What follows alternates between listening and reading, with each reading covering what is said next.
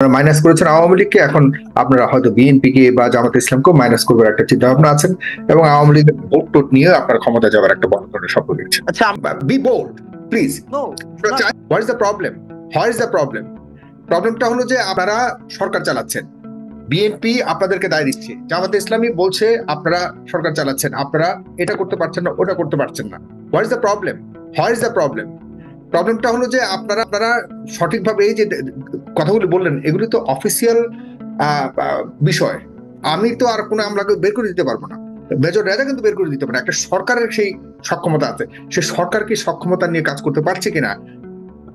B bold please. no, সরকার যদি সক্ষমতা নিয়ে কাজ করতে পারতো, সরকার যদি রেভলিউশনারি স্পিরিট ধারণ করতে পারতো, তাইলে এই যে আওয়ামী লীগ এখন আর তার মানে সরকারকে আপনারা সমর্থন করছেন, আপনাদের পছন্দের না, এই কাজকর্ম যা করছে সরকার আপনারা পছন্দ করছেন না, সমন্বয় হিসেবে আপনি পছন্দ করছেন না, তাহলে কাদের সমর্থনে এই সরকার রান করছে? কে রান করছে? তারা কিভাবে সরকারের? দেখেন, এই সরকারের সদিচ্ছা, এই সরকারের আপনি প্রত্যেকটা ইনিশিয়েটিভে দেখেন আপনার রাজনৈতিক অসহযোগিতা ছিল। এই সরকারের প্রত্যেকটা ইনিশিয়েটিভে আপনার রাজনৈতিক অসহযোগিতা। আমরা যখনই বলেছি, আমরা একটা জিনিস খেয়াল করেন, খুব স্পষ্টভাবে খেয়াল করেন, আমরা চুপ্পুকে সরাইতে চাইছি, রাজনৈতিক অসহযোগিতা। ৭২ সংবিধান নিয়ে আমরা কথা বলেছি, সেখানে রাজনৈতিক অসহযোগিতা। আমরা সেখানে প্রক্লেমেশন নিয়ে কথা বলেছি, অসহযোগিতা। আমরা রিফরমেশন নিয়ে কথা বলছি, সেখানে অসহযোগিতা। আপনি সব জায়গায় যখন তার মানে বিএনপি বাধা দিয়েছে, আপনারা করতে পারে, সরকার করতে পারে না, তার মানে বিএনপি তো শক্তিশালী, সরকার তাহলে আছে কেন? সরকার সরে যাক। আপনি দেখেন এখানে প্রত্যেকটা জায়গায় যখন রাজনৈতিক অসহযোগিতা তৈরি হচ্ছে, একটা আপনার এই যে সিভিল সোসাইটিতে এক ধরনের আওয়ামী সিম্পেথি ক্যাম্পেইন চালু হয়েছে, মিডিয়াতে আওয়ামী সিম্পেথি ক্যাম্পেইন চালু হয়েছে, এবং ইন্টেনশনালি আমাদের অপরাধ হয়েছে। আমাদের উচিত ছিল কি জানেন? আমাদের সবচেয়ে বড় অপরাধ হয়েছে, আমাদের এই আন্দোলন চলতে থাকতো। এই যে আমরা দেখছি না, গত ১.৫ যুগের বেশি সময় বিভিন্ন আন্দোলন হয়েছে না, এই আন্দোলনের ধারাবাহিকতা চলা উচিত ছিল।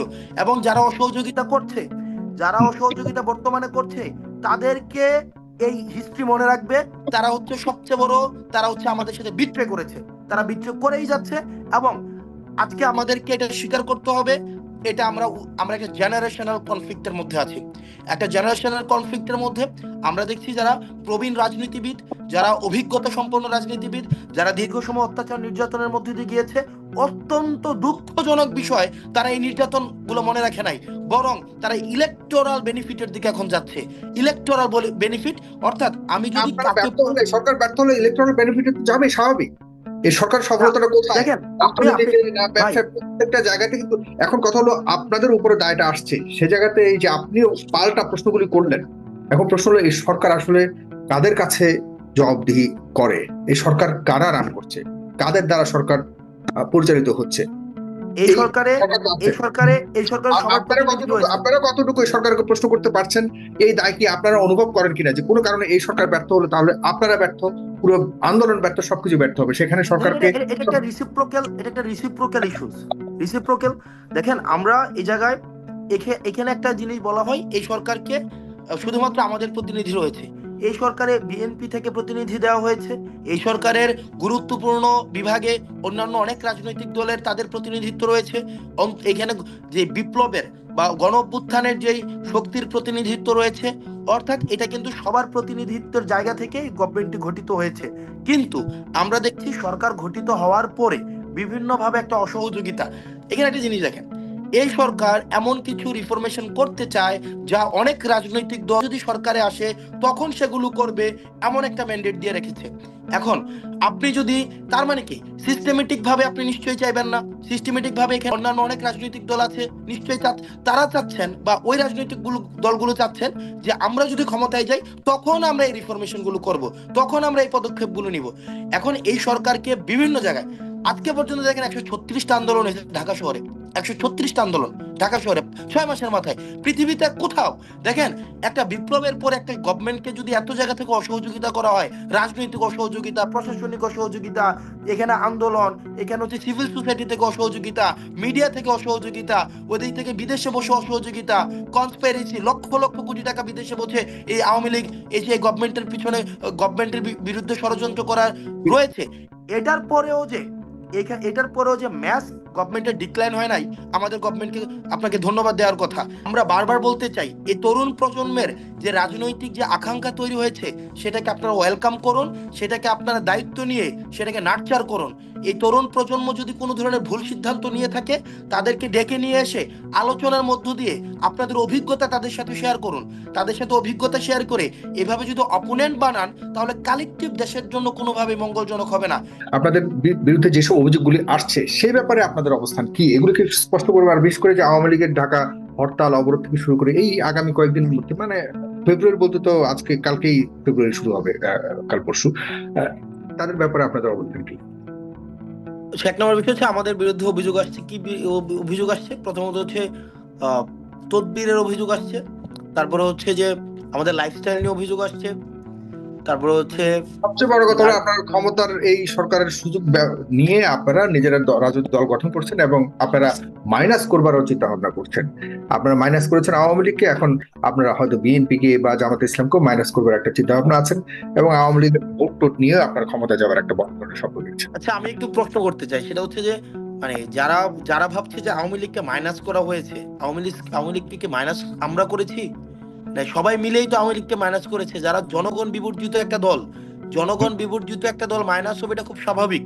কিন্তু অন্য দলে এতে ভয় পাওয়ার কি আছে? অন্য দল তো জনগণ বিবর্জিত না। তাহলে সুতরাং এখানে মাইনাসের কথা আসছে কেন? অন্য দল কি হত্যার সাথে জড়িত?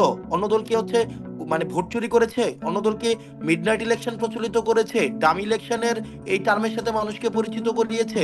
যদি না করিয়ে থাকে, যারা গণতন্ত্রকামী দল, ফেসিবাদ বিরোধী যে রাজনৈতিক দলগুলো ছিল, এই রাজনৈতিক দলগুলো এই বাংলাদেশে অবশ্যই অবশ্যই প্রাসঙ্গিক। সুতরাং এটাকে ভয় পাওয়ার বা এই যে বিষয়টা আছে যে minus politics to minus two formula, এই বিষয়গুলো হচ্ছে খুবই অপ্রাসঙ্গিক বিষয়। যারা ফেসিবাদ বিরোধী রাজনৈতিক দলগুলো রয়েছে, তারা বাংলাদেশে সবসময় প্রাসঙ্গিক। দ্বিতীয়ত যে বিষয়টি রয়েছে যে সরকারের সুযোগ সুবিধা গ্রহণ করে একটা রাজনৈতিক দল গড়া হচ্ছে, বা সরকারের কি সুযোগ সুবিধা গ্রহণ করা হয়েছে স্পেসিফিক, মানে be specific and come up with proper support, come up with proper হচ্ছে কাইন্ড অফ আপনার যদি ডকুমেন্টস আপনারা থাকে। যাচ্ছেন, আপনাদের লজিস্টিক সাপোর্ট কে দিচ্ছে, আপনারা বিভিন্ন জায়গাতে গাড়ি দাবড়াচ্ছেন, গিয়ে দেখা যাচ্ছে নিজেদের রাজনৈতিক প্রচারণা চালাচ্ছেন, এই ধরনের অনেক অভিযোগ তো আছেই। আপনাদের কাছে তো এই ধরনের পয়সা থাকবার কথা, আপনারা ছাত্র, এই অভিযোগ কি এত পয়সা করতে যায়। এই অভিযোগ কি 5ই আগস্টের পরে হয়েছে নাকি? এই অভিযোগ তো যখন আমরা আন্দোলন শুরু করলাম, তখন আমাদের সাদ্দাম বললো যে আমরা 100 কোটি টাকা নিয়ে আন্দোলন করছি। আপনি সাইফুর ভাই, আমাদেরকে কি অন্যান্য টকশোতে বলা হয় নাই যে ভারতের যে বিরুদ্ধে যে বাংলাদেশের আন্দোলনটা হচ্ছে, সেটার থেকে আমরা হচ্ছে কনসেন্ট্রেশনটা ডাইভার্ট করার জন্য আমরা আওয়ামী লীগ থেকে 200 কোটি টাকা খেয়ে হচ্ছে আমরা আন্দোলনটা চালাইছি? অর্থাৎ দেখেন, আওয়ামী লীগ আমাদেরকে বলছে আমরা তারেক জিয়া থেকে 100 কোটি টাকা খেয়ে আন্দোলন করতেছি। আবার বিএনপি বা অন্যান্য রাজনৈতিক দলের সমর্থিত অনেকেই বলেছে যে আবার আমরা নাকি আওয়ামী লীগ থেকে 200 কোটি টাকা খেয়ে তৎকালীন সময়ের ভারত বিরোধী যে আন্দোলনটা ছিল, সেটার কনসেন্ট্রেশন ডাইভার্ট করার জন্য আমরা আন্দোলন করছি। আবার 400 কোটি টাকার মালিক টোটাল হচ্ছে 400 কোটি টাকা, তো 400 কোটি টাকা তখনও তো অভিযোগ ছিল। তারপরে অভিযোগ ছিল 5ই আগস্টের আগের দিন নাকি আমরা পালাই গেছি কোটি কোটি টাকা খেয়ে, বিভিন্ন সময় 200-100 কোটি টাকার অভিযোগ আসছে। তো আমি দেখলাম আমার সব মিলে হচ্ছে, আমার বাপ দাদা সব মিলায়া একদম আমার নিজের ইনকাম টিনকাম সব মিলে হচ্ছে 1.5 কোটি টাকার বেশি হবে না, মানে একদম সব কিছু মিলায়া, মানে স্থাবর অস্থাবর সম্পত্তি, আমার নিজের অর্জিত আয়, আমার স্ত্রী, আমার মা, আমার হচ্ছে বাবার জায়গা জমি সব মিলায়া 1.5 কোটি টাকার বেশি হওয়ার সম্ভাবনাই নাই।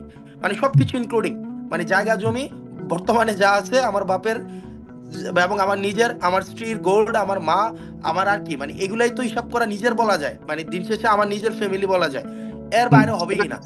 দিয়ে তো আর আপনি কোটি কোটি টাকা, আপনি কমপক্ষে এখন 8 থেকে 10 কোটি টাকার মালিক হয়েছেন, এই ধরনের কথাও আছে। মানে আপনি না, তো আপনি আরো না, 8 থেকে 10 কোটি টাকা না তো ভাই, 1-150 কোটি টাকা, 200 কোটি টাকা। আমরা তো নাকি একটা ডিসি নিয়োগ দিয়ে আমরা নাকি 20 কোটি টাকা কামাই, এরকমও তো আসছে। আপনারা কেন বিএনপি কে টার্গেট কেন করছেন? বিএনপি কে অনেকে মনে করছে যে বিএনপি কে টার্গেট করে আপনারা বিএনপির বিভিন্ন কার্যক্রমের বিরুদ্ধে আপনারা কথা বলছেন, এই ধরনের একটা রাজনৈতিক হোক আর অন্যভাবে হোক আপনারা একটা কোণঠাসা করবার চেষ্টা করে যাচ্ছেন।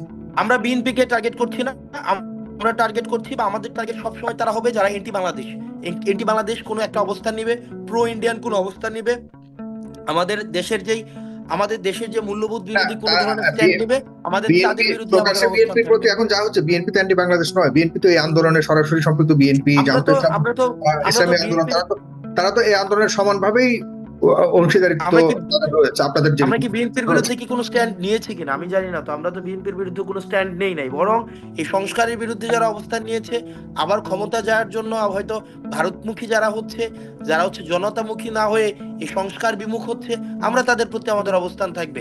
এখন এটা কি বিএনপি করেছে কিনা আমার তো জানা না এটা বিএনপি করেছে। যদি বিএনপি করে থাকে বা যে দলই করুক না কেন, ব্যাপারটা এমন না তো যারা জুলুম, যারা এতদিন মজলুম ছিল তারা যে জালিম হয়ে উঠবে না এর তো নিশ্চয়তা নাই। আবার আমি যে আবার ফেসিস্ট হয়ে উঠবো না তার তো নিশ্চয়তা নাই। এটা তো কোনো স্থায়ী কোনো উৎখাত নাই, এটা একটা কন্টিনিউয়াস একটা প্রসেস। সুতরাং আমাদের এই যে লড়াই, আমাদের যে বিরোধিতা, ফেসিবাদের বিরুদ্ধে যে আমাদের এই যে বিরোধিতা, এটা যেই হতে চাইবে তার বিরুদ্ধে তো আমাদের অবস্থান থাকবেই। এখন এটা কে করছে, কারা করছে, যে করে থাকে তাদের বিরুদ্ধে আমাদের অবস্থান অবশ্যই অবশ্যই থাকবে। জি, আওয়ামী লীগের প্রতি আপনাদের কি বার্তা, এই যে ইয়েটা তারা যে ঘোষণাটা দিল? আওয়ামী লীগের প্রতি আমাদের আচরণ খুব সিম্পলি, আওয়ামী লীগের প্রতি আমাদের আচরণ ঠিক তেমনই হবে যেমন আচরণ 5ই অগাস্ট না হলে আওয়ামী লীগ আমাদের প্রতি করতো। সিম্পল, আওয়ামী লীগের প্রতি আমাদের আচরণটা ঠিক তেমন হবে। এবার আসেন, আওয়ামী লীগ পলিটিক্যালি ফাংশন করবে কি করবে না, এটা তখনই সিদ্ধান্ত হবে যখন আওয়ামী লীগের বিচার নিশ্চিত করা হবে। আওয়ামী লীগের কত লেয়ারে আপনি বিচার করতে পারবেন? গণতন্ত্র হত্যার জন্য আওয়ামী লীগকে বিচার নিশ্চিত করতে পারবেন, এই যে গণহত্যার জন্য আওয়ামী লীগকে বিচার নিশ্চিত করতে পারবেন, আওয়ামী লীগকে মানুষের এই যে বাক স্বাধীনতাকে হরণ করার জন্য আওয়ামী লীগকে বিচার নিশ্চিত করতে পারবেন, শত শত কোটি কোটি টাকা হচ্ছে বিদেশে যে পাচার করেছে সেগুলোর জন্য আওয়ামী লীগের বিচার হইতে হবে। অ্যাজ এ পার্টি হিসেবে আওয়ামী লীগের বিচার হইতে হবে। আওয়ামী লীগের আগে বিচার হওয়ার পরে আওয়ামী লীগ পলিটিক্যালি ফাংশন করবে কি করবে না, একটা মানবতা বিরোধী এই যে দলটা পলিটিক্যালি ফাংশন করবে কি করবে না, তখন সে বিষয় সিদ্ধান্ত আসবে। কিন্তু এর পূর্বেই, বিচারের পূর্বেই যারা আওয়ামী লীগ পলিটিক্যালি ফাংশন করবে কি করবে না সেটি নিয়ে আলোচনা করতে চায়, তাদেরকে আমরা সন্দেহের চোখে দেখি। তাদেরকে আমরা ওইটাই দেখি তারা আওয়ামী লীগের ভোট ব্যাংকে ক্যাশ করতে চায়, তারা আওয়ামী লীগের ব্যবসাগুলোকে দখল করতে চায়। আওয়ামী লীগের যেই ওই যে লাইসেন্স ছিল না, কন্ট্রাক্ট, এখন এই জিনিসগুলো আমরা শুনি, কন্ট্রাক্টের যে লাইসেন্স, এই লাইসেন্স গুলাকে তারা দখল করতে চায়। আওয়ামী লীগের হাটঘাট মার্কেট গুলাকে তারা দখল করতে চায়। আওয়ামী লীগের সাথে আত্মীয়তা রেখে, আওয়ামী লীগের সাথে ব্যবসায়িক সম্পর্ক রেখে, আওয়ামী লীগের সাথে ব্যবসায় নিজেরা ব্যবসা করে যারা এতদিন পর্যন্ত সমঝোতার রাজনীতি করেছে, আমরা তাদেরকে, যারা আওয়ামী লীগকে বিচারের আগে পুনর্বাসন করতে চায়, আমরা তাদেরকে ওই শ্রেণীভুক্ত করতে চাই। আমরা এই বিষয়গুলোতে এখন জানছি যে আওয়ামী লীগের সময় দীর্ঘ এই ১.৫ যুগের বেশি সময় ধরে কারা কারা ব্যবসায়িক সম্পর্কে রেখেছে, কারা কারা তাদের সাথে একজোট জুট হয়ে আত্মীয়তা সম্পর্ক ছিল, প্রত্যেকটা আওয়ামী লীগকে আপনি ধরতে যান, তার পক্ষে আপনি বিএনপি থেকে আপনার তদবির করার মানুষ পেয়ে যাবেন, তার থেকে আপনি জামাতি ইসলামী থেকে তদবির করার মানুষ পেয়ে যাবেন। এখানে পথে এটা দলীয় কনসেন্ট হোক বা দলীয় কনসেন্টের বাইরে হোক বা ব্যক্তিগত উদ্যোগে হোক, আমি বলছি না এটা দল তাকে কনসেন্ট দিচ্ছে, আমি বলছি অর্থাৎ ওই দল সমর্থিত ব্যক্তি তার জন্য আইসা হচ্ছে আপনার তদবির করছে। তো এই যে একটা সমঝোতার রাজনীতি, ব্যাকডোর ডিপ্লোমেসি, একটা ব্যাকডোর চ্যানেলিং এর মধ্য দিয়ে তরুণ প্রজন্মকে আমরা প্রতারিত করছে। দেখেন, আমাদের তো নিজস্ব আওয়ামী লীগের ব্যুরোক্রেটস আছে, আওয়ামী লীগের নিরপরাধ পুলিশ তারা আছে, কি, আওয়ামী লীগের বিচারক। আওয়ামী লীগের যারা নিরপরাধ, যারা মানে কোটি কোটি সমর্থক তারা দাবি করে, তাদের কি হবে? তাদের ব্যাপারে কি কোনো ধরনের আপনারা সিদ্ধান্ত নিয়েছেন কিনা এই জায়গাটা শেষ করতে? দেখেন, আল্লাহ ক্ষমা করবে কখন? আপনাকে বিচার চাইতে হবে।